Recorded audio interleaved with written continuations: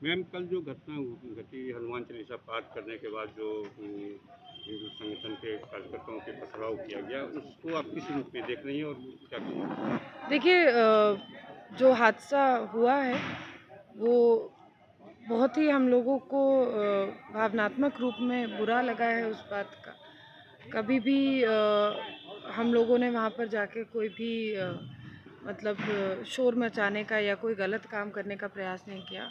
बहुत ही शांतिपूर्वक ढंग से वहाँ पे अनुष्ठान हुआ। वहाँ पर हनुमान चालीसा का पाठ पढ़ा गया, खिचड़ी के रूप में प्रसाद ग्रहण किया गया और उसके बाद शांतिपूर्वक तरीके से वो लोग वहाँ से लौट रहे थे। एकाएक वहाँ पर गाड़ी का जो काफ़िला था उसके ऊपर पथराव होना शुरू हुआ। निश्चित रूप से ये कुछ ऐसे लोग हैं जो एंटी सोशल एलिमेंट्स के नाम से जाने जाते हैं।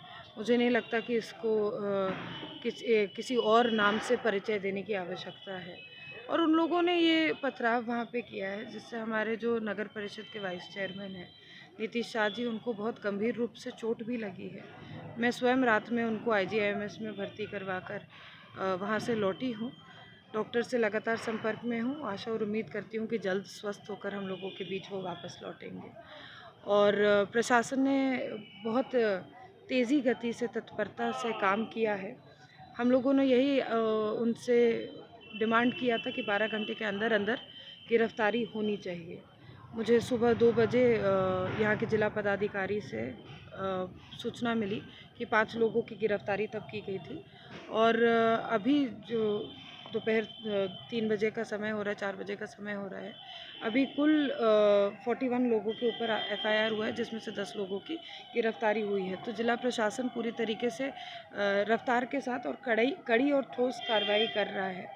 तो ये काम अच्छा है उन लोगों का, इसकी मैं सराहना करती हूँ।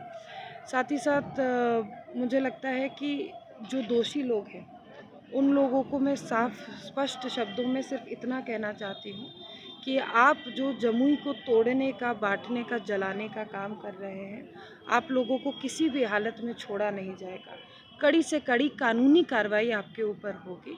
और ये बात ध्यान रखिए कि जमुई को अब जलाने के लिए, तोड़ने के लिए यहाँ पे जगह रही नहीं।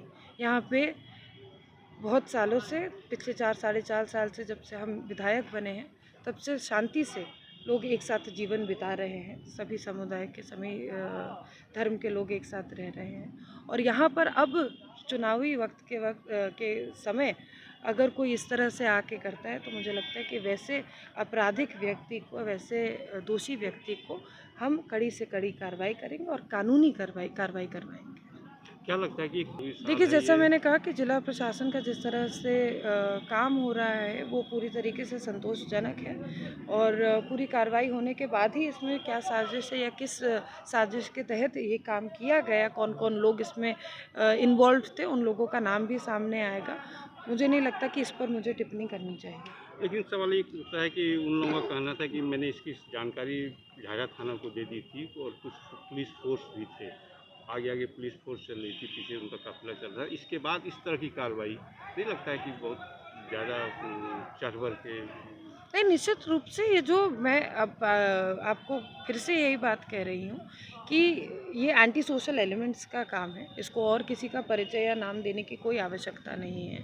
इन लोगों ने काफ़िले पे जो पथराव किया, पुलिस प्रशासन को अपने के रहते हुए कानून को अपने हाथ में लिया, ये नोटोरियस एक्टिविटी की है।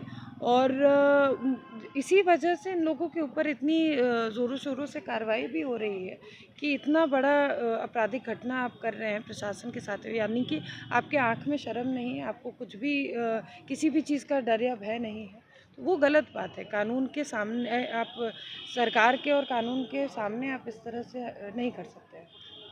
सूचना मिली कि आप वहाँ नीतीश के पास भी गए थे, वहाँ पे क्या जानकारी मिली जाने के बाद? क्या कुछ स्थिति नीतीश है जी अभी? रात को लगभग 12:30 बजे के आसपास आईजीआईएमएस में भर्ती हुए थे। मैं वहीं पे उपस्थित थी।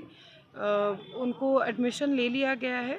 चोट उनके जॉ लाइन पर है, दाहिने हाथ में एल्बो पे फ्रैक्चर है, आँख के पास चोट लगी है, लेफ़्ट आँख के पास चोट लगी है। सीटी स्कैन हो गया है, कोई घबराने की ज़रूरत नहीं है। डॉक्टर्स उनका अच्छे से इलाज कर रहे हैं। लगातार उनसे संपर्क में हम लोग बने हुए हैं, उनके साथ जो लोग हैं उनसे संपर्क में बने हुए हैं और ये उम्मीद करते हैं कि जल्द वो स्वस्थ होकर हम लोगों के बीच आएँगे। अच्छा, आपकी जानकारी में कितने लोग इंजर्ड हुए हैं इस घटना में?